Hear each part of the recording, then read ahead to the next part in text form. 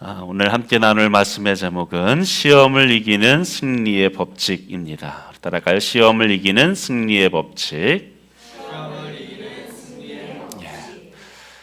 우리가 이 땅을 살아가면서 피할 수 없는 것 한 가지가 있습니다. 바로 시험입니다. 우리 학생들이 제일 싫어하는 시험. 피할 수가 없죠. 4세기 사막 교부들의 지혜가 담긴 금원집에는 우리와 똑같은 고민을 했던 한 젊은 수도사의 이야기가 있습니다. 이 젊은 수도사가 사람들과의 갈등과 또 세상의 유혹을 견디다 못해 아무도 없는 깊은 동굴로 찾아 들어갑니다. 여기라면은 내가 더 이상 시험 받지 않겠지. 여기에서는 더 이상 나를 분노하게 만드는 일은 없겠지. 그런데 어느 날 그가 물 항아리를 들고 나오다가 발을 헛디뎌서 넘어지게 됩니다. 너무 화가 나서 물도 다 엎어지고 그래도 꼭 참았어요. 다시 물을 채워 오다가 또 넘어집니다. 순간 참지 못하고 그 물 항아리를 바닥에 던져버립니다. 다 깨져버렸죠. 그 산산조각 난 항아리를 보면서 그는 깨닫습니다. 나는 세상과 사람을 피해서 이곳에 왔지만 분노와 시험은 이곳까지 나를 따라왔구나. 시험의 장소가 문제가 아니구나. 바로 내 안에서 이 분노와 시험이 솟구치고 있었구나. 여러분, 성경은 서로 다른 두 종류의 시험을 얘기하죠. 하나는 시련의 시험이고 하나는 유혹의 시험입니다. 둘 다 헬라어로는 같은 단어를 쓰고 있어요. 페라이스모스라는 같은 단어를 사용하지만 문맥에 따라서 어떤 경우에는 시련이라고 쓰고 어떤 경우에는 유혹으로 쓰이기도 합니다. 그러니까 주어진 상황에 따라서 시련이 될 수도 있고 유혹이 될 수도 있는 것이죠. 그러나 우리가 그것을 굳이 구분한다고 한다면 시련은 우리의 성장을 위해서 하나님이 우리에게 주시는 것, 하나님의 주도에 이끌리는 것이라고 한다면 유혹은 무엇입니까? 유혹은 우리를 범죄하게 하도록 하기 위해서 사단이 고안한 것, 그것이 바로 유혹이죠. 오늘 우리가 읽은 이 야고보서 1장 2절과 3절에 보면 야고보는 이렇게 얘기합니다. 내 형제들아, 너희가 여러 가지 시험을 당하거든 온전히 기쁘게 여기라. 이는 너희의 믿음의 시련이 인내를 만들어내는 줄 너희가 알미라. 여기서 말하는 시험 무엇입니까? 시련이죠. 시련. 욥의 시험, 사도들이 당했던 그 시험, 그 모든 것은 다 시련이었죠. 그들이 당한 그 어려움은 자신들의 어떤 부도덕이나 악행과 상관이 없는 것들이었어요. 그것은 하나님의 시험, 하나님의 테스트, 시련이었습니다. 그러나 오늘 보면 13절에 등장하는 시험은 다르다는 거죠. 여기에서의 시험은 무엇입니까? 유혹을 말하는 거예요. 유혹으로서의 시험은 즐거움이나 이익을 약속함으로써 악을 행하도록 꼬드기는 행위를 유혹이라고 말하죠. 우리 이 땅을 살아가면서 이 유혹을 피할 수가 없다는 거예요. 유혹, 이것은 우리 모두에게 당면한 문제, 우리의 평생 동안 직면할 수밖에 없는 문제다라는 것이죠. 그러면 도대체 우리가 이 시험, 이 유혹을 어떻게 이길 수 있겠는가? 어떻게 하면 시험을 받고서도 죄를 짓지 않을 수 있는가? 오늘 이 말씀을 통해서 시험을 이길 수 있는 몇 가지 말씀을 함께 나누기 원합니다. 먼저 우리가 시험을 이기기 위해서는 시험이 누구에게 찾아오는 것임을 직시해야 됩니다. 따라갈까요? 시험은 누구에게나 찾아옴을 직시하라.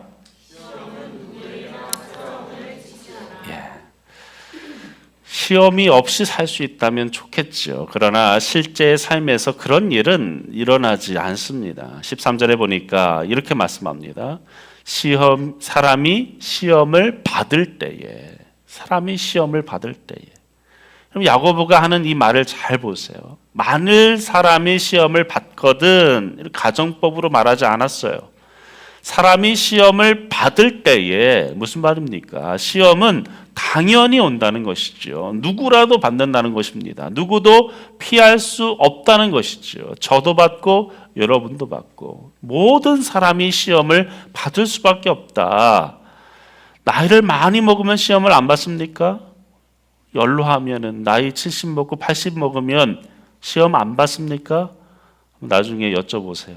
우리 어른들에게. 아닐 거예요.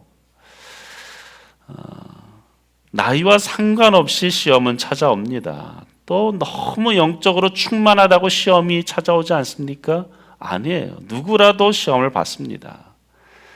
여러분, 우리가 주님을 향해서 성숙해 가면 성숙해 갈수록 어찌 보면 유혹이 더 자주 찾아옵니다. 더 많은 유혹이 찾아올 수밖에 없어요. 이것이 삶의 진실입니다. 우리 모두가 시험을 받는다. 이것을 우리는 인정해야 돼요. 어찌 보면 우리는 서로 비슷한 그 시험들을 받고 있고 또 서로가 다른 삶의 모습으로 살고 있는 것 같지만 똑같은 조건에서 시험을 받고 있다는 것이죠.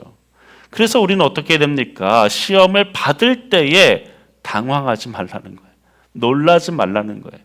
이상히 여기지 말아라. 당연한 것으로 받아들여라. 또한 시험을 받고 있음에 대해서 굳이 숨기려고 할 필요도 없습니다. 나는 마치 시험이 전혀 없는 사람, 나는 초월한 사람처럼 할 필요도 없다는 거예요.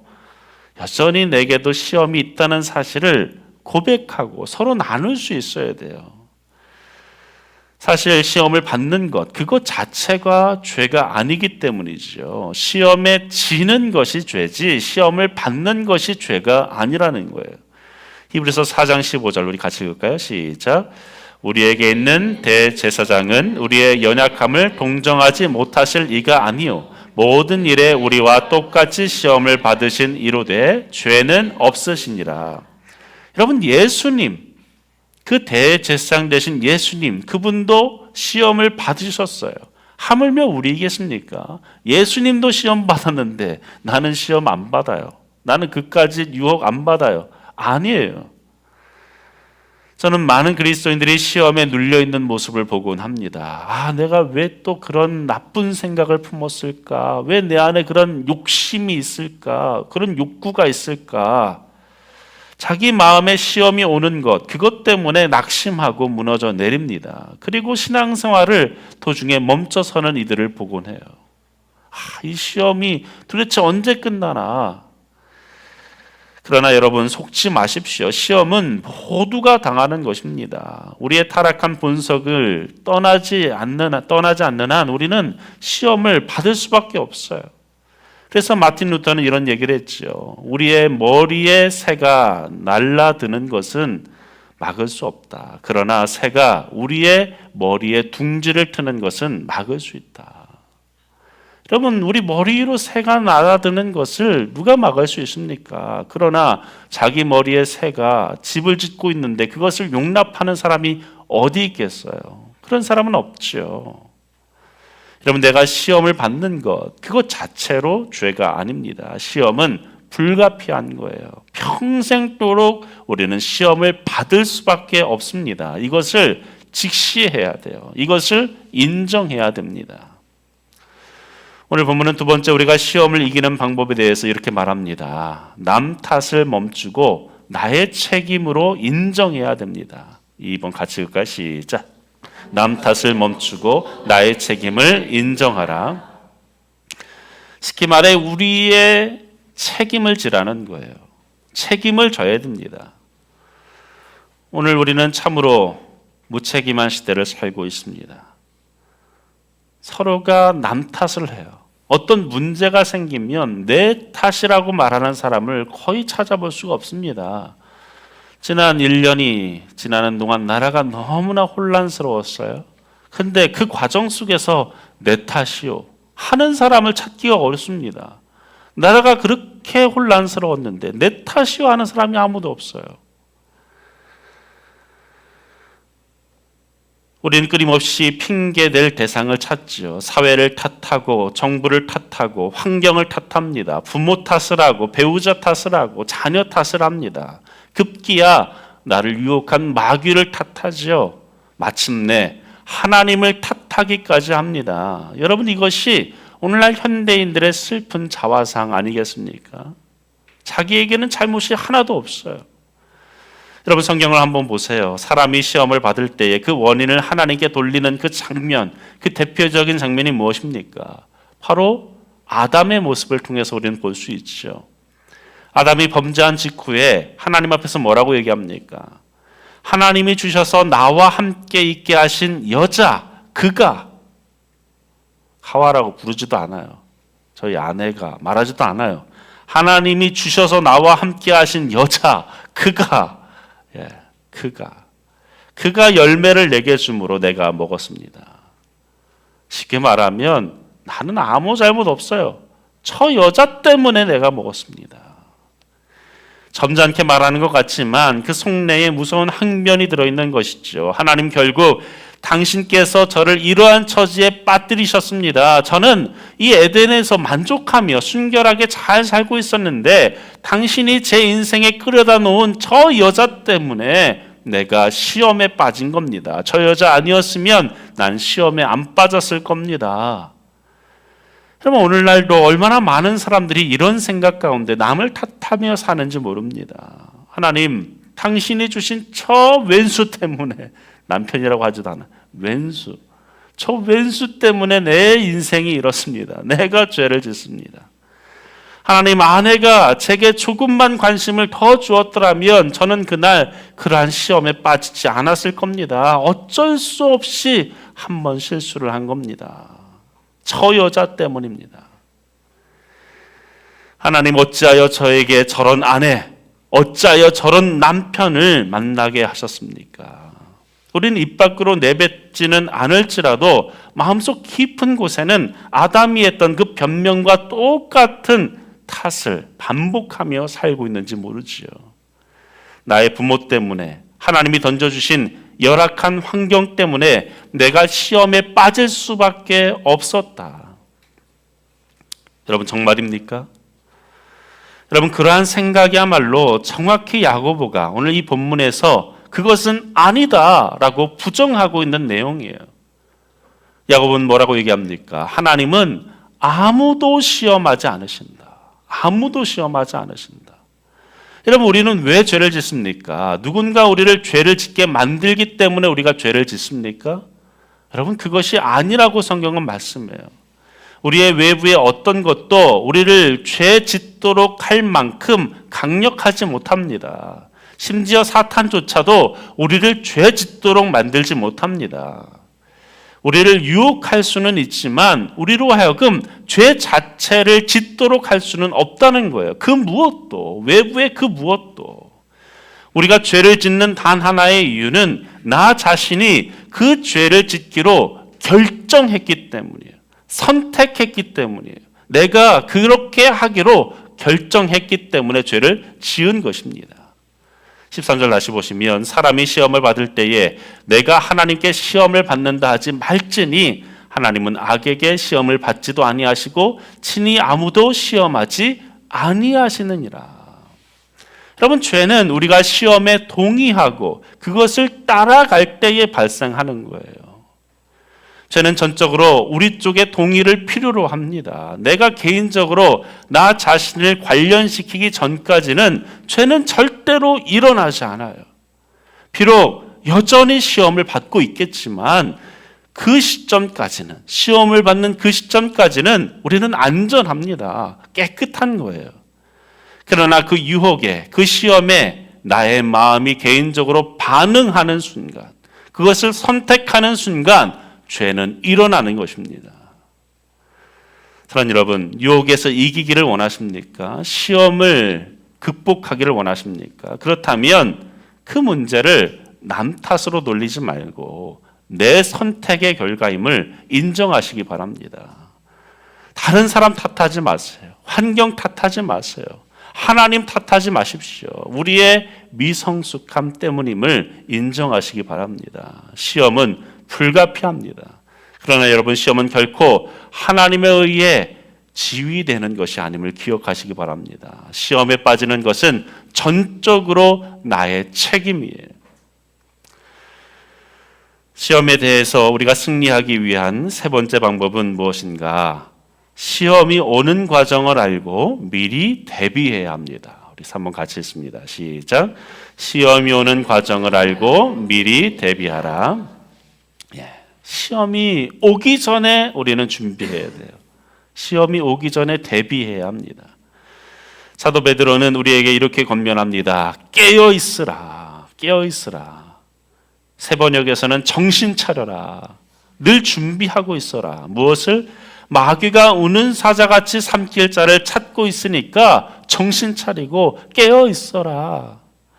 예수님께서도 말씀하셨죠. 시험에 들지 않도록 깨어 기도하거라. 사도 바울은 저와 여러분에게 전신갑주를 입으라. 하나님의 전신갑주로 무장하라 라고 말했죠. 여러분, 사단의 계략을 대적하기 위해서 우리는 준비해야 됩니다. 준비하지 않으면 시험을 받을 수밖에 없고 시험에 넘어져서 죄 가운데 나아갈 수밖에 없다는 사실이에요. 오늘 16절을 다시 한번 보시죠. 16절 짧지만 아주 강력한 말씀입니다. 같이 읽습니다. 시작.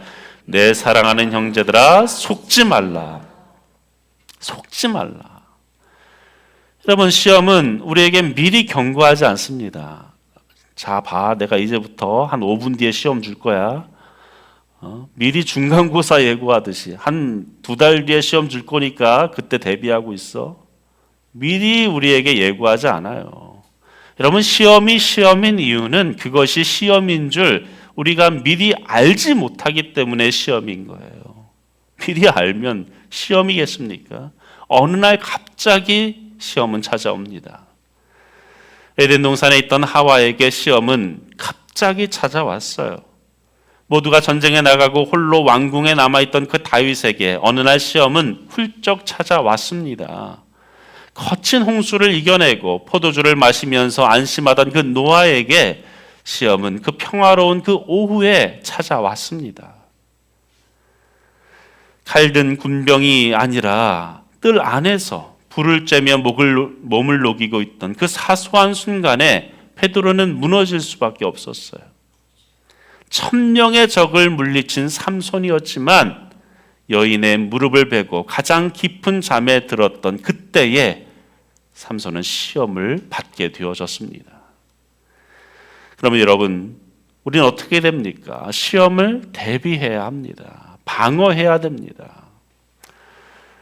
여러분은 도대체 어떻게 그 시험을 준비하십니까? 어떻게 그러면 우리는 준비할 수 있습니까? 우리가 시험을 잘 대비하기 위해서는 시험이 어떻게 우리에게 찾아오는지 그 과정을 알 필요가 있어요. 우리에게 공통되게 그 시험이 찾아오는 모습이 있다는 것이죠. 야고보는 오늘 말씀을 통해서 그 단계를 우리에게 소개하는데 고린도후서 2장 11절 우리 같이 읽을까요? 시작.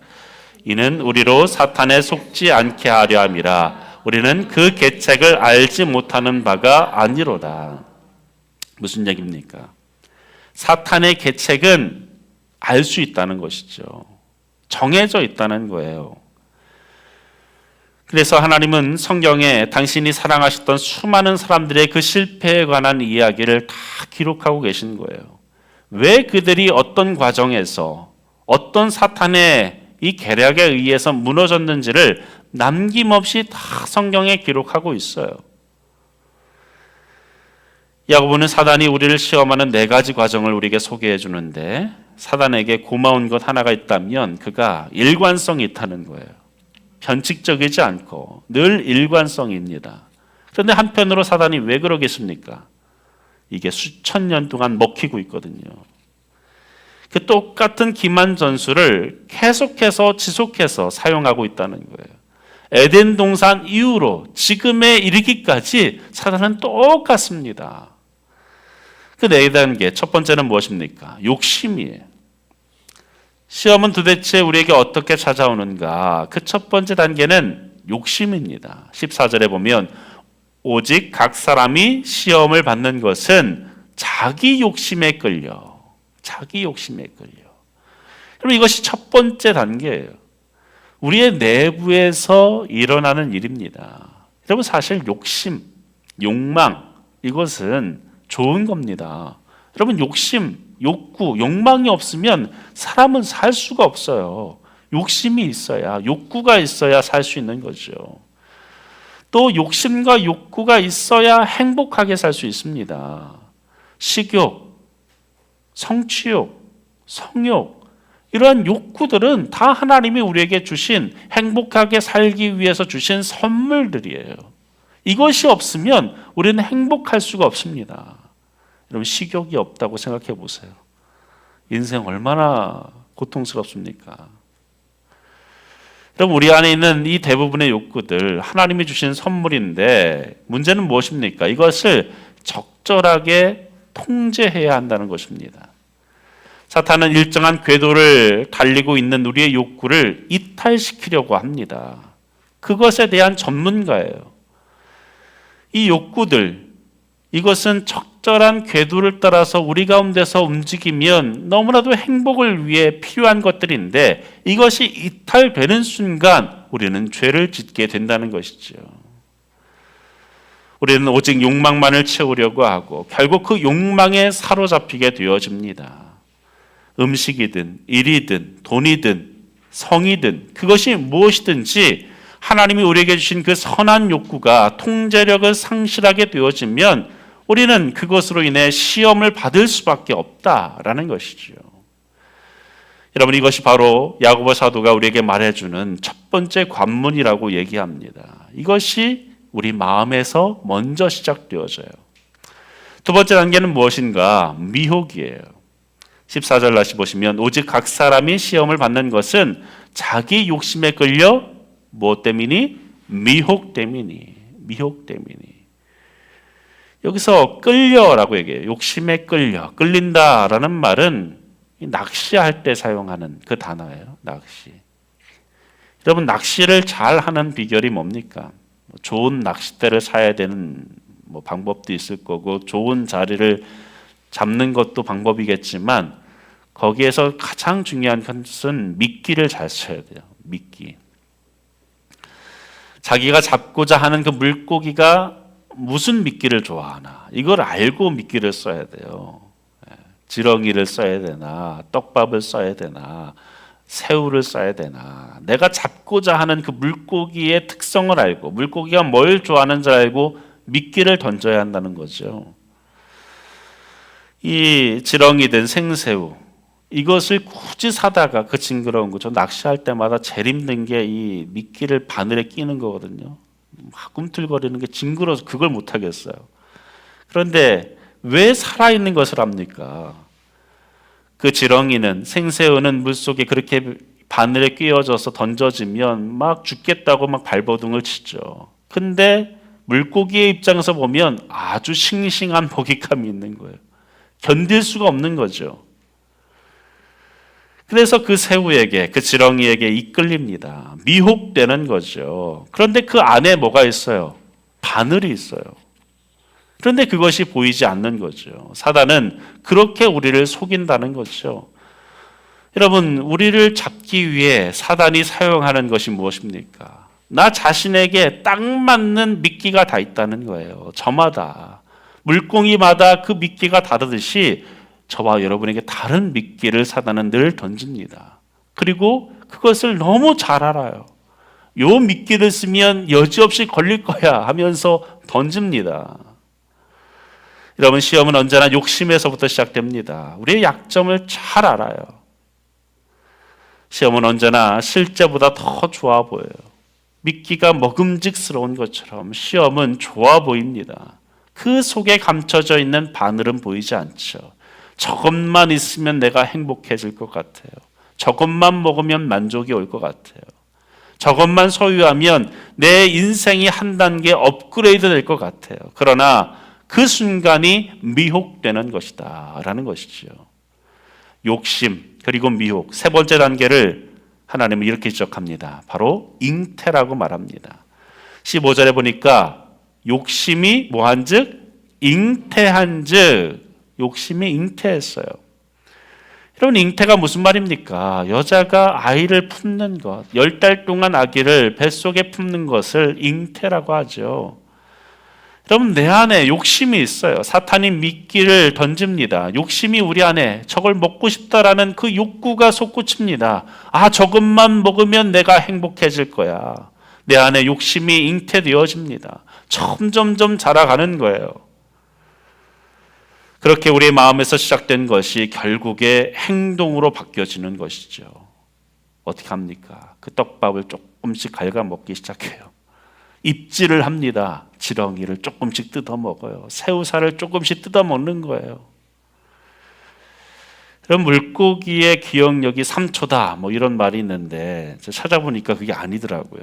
물고기는 사실은 수개월 동안 기억할 수 있는 능력이 있다고 합니다. 그래서 저희 부모님 댁에 어항이 있었는데 여기 잉어가 몇 마리가 있었어요. 이 녀석들이 저만 가면 발광을 쳐. 사람을 낯을 가려요. 우리 어머니 아버지 있을 때는 가만히 있는 이 잉어들이 낯선 사람만 보면은 막 발광을 치고 막 그 어항 속에서 난리를 부립니다. 사람을 가릴 줄 알아요. 왜 물고기는 왜 미끼를 봅니까? 위험에 대한 그 기억보다 먹이에 대한 본능이 우선되기 때문에 그런 거예요. 먹이를 먹고자 하는 욕구가 이기는 거죠. 기억을 이기는 거예요. 여러분, 전쟁은 언제나 우리의 생각에서 시작됩니다. 그러나 그것은 조금씩 우리의 행동으로 옮겨간다는 것이죠. 사단은 맨 먼저 우리의 주의를 사로잡습니다. 슬쩍 흘려주는 거예요. 한번 봐봐. 다음에 우리의 생각이 그것에 꽂히도록 합니다. 거기에 집중하도록 만드는 거죠. 그리고 점점 그곳을 향하게 하고 그곳에 점점 이끌리도록 합니다. 사람들은 얘기합니다. 아무 해도 없는 마음의 생각이 뭐가 문제냐? 무엇이 해가 된단 말이냐? 그러나 우리의 마음에서부터 시작되어진 것, 그것이 잉태되어진다라고 성경은 말씀합니다. 반드시 삶에서 나타날 수밖에 없다. 잉태된 것은 결국에 출산할 수밖에 없다는 거죠.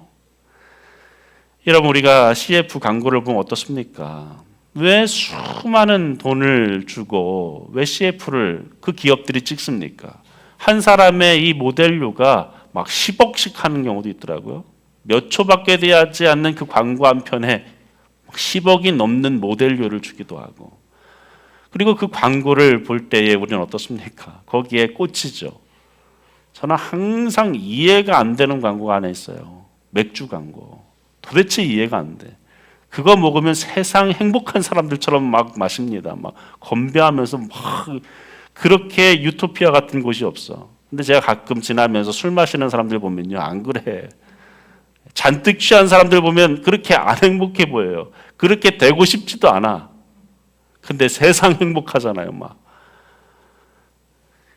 여러분, 그렇게 우리 안에 미끼를 던지는 거예요. 우리의 마음의 생각이 자라는 순간, 욕심이 자라는 그 순간, 그것이 잉태하게 되어진다. 마지막 단계는 뭡니까? 사망이에요. 우리가 그것을 잉태하는 순간, 그리고 그것을 무는 순간, 미끼를 무는 순간 우리는 어떻게 되는가? 15절 다시 한번 있습니다. 시작. 욕심이 잉태한 즉 죄를 낳고 죄가 장성한 즉 사망을 낳느니라. 여러분, 이것이 우리가 시험에 질 때에 나타나는 그 결국이에요. 결과입니다. 성경은 분명히 말씀합니다. 우리가 시험을 받는 것은 죄가 아니라고 말합니다. 그러나 시험에 빠지게 되어지면 그 시험을 통해서 미혹되어지고 그 안에서 욕심이 잉태되어지게 되어지고 결국 그것을 계속해서 방치하게 되어지면 그 결과는 하나라고 말씀합니다. 무엇입니까? 사망입니다. 사망. 여러분, 사망이 무엇입니까? 생명에 반대되어지는 말이죠. 우리가 시험을 이긴다면 우리는 생명을 얻어요. 생명의 면류관을 받습니다. 그러나 죄의 대가는 사망이에요. 다시 말하면 하나님과의 분리됨이에요. 우리가 이 땅에서 사는 동안에 시험에 빠질 때에 결국 우리에게 어떤 일이 일어나는가? 죄가 우리 안에 들어오고 죄가 잉태되어집니다. 그리고 우리가 시험에 빠져서 죄를 짓게 되는 그 순간 우리는 하나님과 분리되어지는 고통을 겪을 수밖에 없다는 것이죠. 여러분 이것을 잘 보셔야 돼요. 우리가 구원받은 그 구원이 취소된다는 것이 아니에요. 우리가 시험을 받고 그 시험에 미혹되어지고 죄를 짓게 되어지면 하나님과 분리되어지는 그 고통을 이 땅에서 겪게 되어진다는 거예요. 내 마음의 수치심이 찾아오게 되어지고 내 가정이 깨어지고 인생이 나락으로 떨어져 버리는 그러한 고통, 사탄의 수종이 되어지고 사탄의 노예가 되어져서 결국 하나님과의 관계가 멀어지게 되어지는 그러한 고통을 우리는 겪을 수밖에 없다는 사실입니다. 야고보는 우리에게 어떤 길을 선택하며 살지 결정하는 그 선택의 자유가 우리에게 있다라고 말합니다. 우리는 스스로 살고 싶은 길을 선택할 수 있다는 거예요. 그러나 그에 따르는 결과는 우리가 선택할 수가 없습니다. 나는 내 마음대로 길을 선택할 수 있지만 되돌아오는 길은 내 마음대로 되지 않습니다. 내 뜻대로 되지 않는 거예요. 선택의 자유는 있어도 결과를 선택할 수 있는 자유는 우리에게 없습니다. 죄를 실컷 저지르고 그러고 나서 그 결과에 대해서는 우리는 피할 수 없다는 것이죠. 죄가 장성한 즉 사망을 낳게 되어진다. 여러분 시험을 이기기 위해서 우리는 시험을 직시해야 됩니다. 그리고 내게 문제가 있음을 시인하고 다른 사람을 탓하거나 하나님을 탓해서는 안 됩니다. 변명하는 것을 중단해야 돼요. 또한 우리는 시험을 잘 알고 대비할 수 있어야 됩니다. 시험의 과정들을 잘 알고 욕심을 거쳐서 미혹을 거쳐서 불순종을 거쳐서 마지막에 반드시 그 시험에 빠지게 되면 우리는 사망을 겪을 수밖에 없다는 사실을 우리는 알아야 됩니다.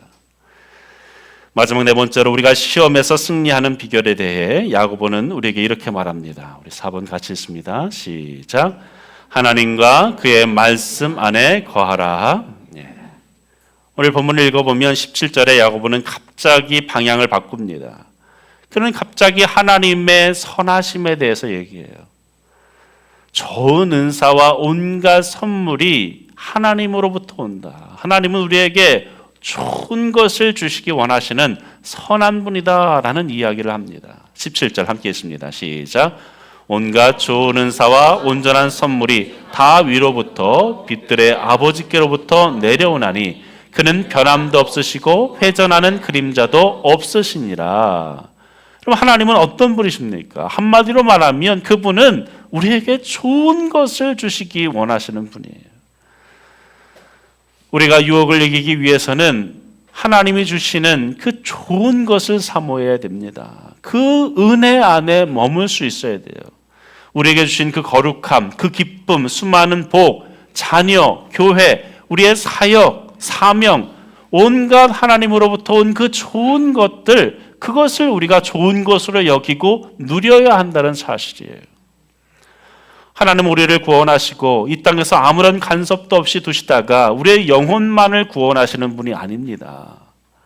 풍성한 삶을 살기를 원하세요. 그래서 우리에게 좋은 것을 주세요. 하나님이 보실 때에 좋은 것으로 주십니다. 여러분 그러한 하나님을 믿으시기 바랍니다. 하나님은 내게 선한 것으로 좋은 것으로 주시는 분이시다. 우리의 삶에 나쁜 것이 오는 것은 하나님의 뜻이 아니에요. 우리의 눈으로 볼 때는 나쁜 것처럼 보일 때가 있죠. 그러나 하나님께서는 결국에 우리에게 시련과 고난을 주는 것조차도 좋은 것을 주시기 위해 허락해 주시는 겁니다. 그 하나님이 주신 것, 그것에는 모든 선함이 다 담겨 있습니다. 우리가 그 선하신 것에 머물고 거하고 그것을 즐겨하고 감사할 때에 우리는 유혹을 이겨낼 수 있다.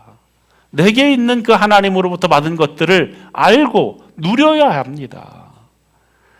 18절에 보면 그가 피조물 중에 우리로 한 첫 열매가 되게 하시려고 자기의 뜻을 따라 무엇으로? 진리의 말씀으로 우리를 낳으셨느니라. 여러분 우리는 어떤 존재입니까? 우리는 말씀으로 나음을 입은 자들이에요. 우리가 왜 거듭나게 되었습니까? 왜 이 자리에 하나님의 백성으로 앉게 되었습니까? 거듭났기 때문에 무엇으로? 말씀으로. 반대로 말하면 어떻습니까? 말씀을 떠나면, 말씀이 없으면 우리는 죽어 있는 삶을 자청하고 있는 거예요. 생명을 버리고 있는 것이죠. 다시 죄로 돌아가는 겁니다. 말씀을 누리지 못하고, 말씀을 품지 못하고, 말씀 가운데 거하지 못하고, 말씀을 싫어하면 결국 우리는 생명이 아니라 죽음을 향해 나아갈 수밖에 없다. 그러므로 시험을 이기는 가장 중요한 비결은 무엇입니까? 우리가 태어난 그 말씀으로 돌아가야 합니다. 말씀으로 채우는 거예요. 유혹에 크게 넘어진 경험이 있었던 다윗은 시편 119편 11절에서 자신의 다짐을 이렇게 얘기합니다. 같이 읽습니다. 시작. 내가 주께 범죄하지 아니하려 하여 주의 말씀을 내 마음에 두었나이다. 내가 죄를 짓지 않기 위해서 무엇을 했다는 겁니까? 말씀으로 돌아갔다. 말씀을 내 마음에 두었다. 여러분, 시험을 이기려면 말씀을 마음에 간직해야 됩니다. 일어나서 경건의 시간을 보낸 사람과 그렇지 않은 사람의 삶이 어찌 같을 수가 있습니까? 여러분, 같습니까? 실제로 체험해 보셨잖아요. 아침에 말씀으로 시작한 그 하루와 말씀 없이 시작한 그 하루가 다르다는 것을 알잖아요. 그런데 말씀 없이 왜 시작하려고 합니까? 일어나서 정신없이 하루를 살다 보면 정신없이 시험을 받을 수밖에 없어요. 정신 못 차리는 겁니다. 날마다 하나님 앞에 단 몇 분이라도, 10분이라도, 아니 5분만이라도 말씀으로 하루를 여십시오. 그러면 시험은 쉽게 우리에게 유혹으로 찾아오지 않습니다. 성경 암송이 중요한 이유가 여기에 있어요. 한번 외운 말씀, 그 말씀은 그것으로 끝나지 않죠. 시험을 겪을 때 그 말씀이 떠오릅니다. 묵상이 중요한 이유가 여기에 있는 거죠. 매일마다 말씀을 곱씹을 때, 묵상이라는 단어가 되새김질하다라는 뜻이에요. 아침에 잠깐 10분 말씀 보는 게 묵상이 아니라 하루 온종일 말씀을 되뇌이는 것, 곱씹는 것, 되새김질하는 것이 묵상이에요. 여러분, 그렇게 우리가 날마다 성경을 읽고 묵상하고 암송하고 기도하는 가운데 하나님과 교제하면, 즉 말씀 안에 거하면 어떤 시험이 찾아와도 이길 수 있다. 여러분, 이것이 교회의 중요성이에요. 좋은 교회를 만나야 하는 이유가 여기에 있습니다. 그 교회가 나에게 온전한 말씀의 꿀을 먹여주고 있는가, 여기에 대한 확신이 있어야 돼요. 정말로 오롯이 교회가 그것을 내게 충족하지 못한다. 나는 다른 어느 교회가 내게 말씀에 충만한 것을 채워준다. 저는 여러분을 기꺼이 그곳으로 양보할 수 있습니다. 가셔야 돼요. 그런 교회가 있다면. 그렇게 말씀으로 여러분을 더욱더 충만하게 해줄 수 있는 확신이 있는 곳이 있다면 찾아가야죠. 여러분, 교회는 어떤 곳입니까? 서로 말씀을 나누는 곳이 교회인 거예요. 여러분, 교회는 바로 여러분 한 사람 한 사람입니다. 여러분 각각의 사람이 교회인 것이죠. 오롯이 교회의 가치는 이 건물에 있지 않습니다. 우리의 가치는 우리의 말씀의 나눔에 있는 것이에요. 목장교회 모임이 왜 중요합니까?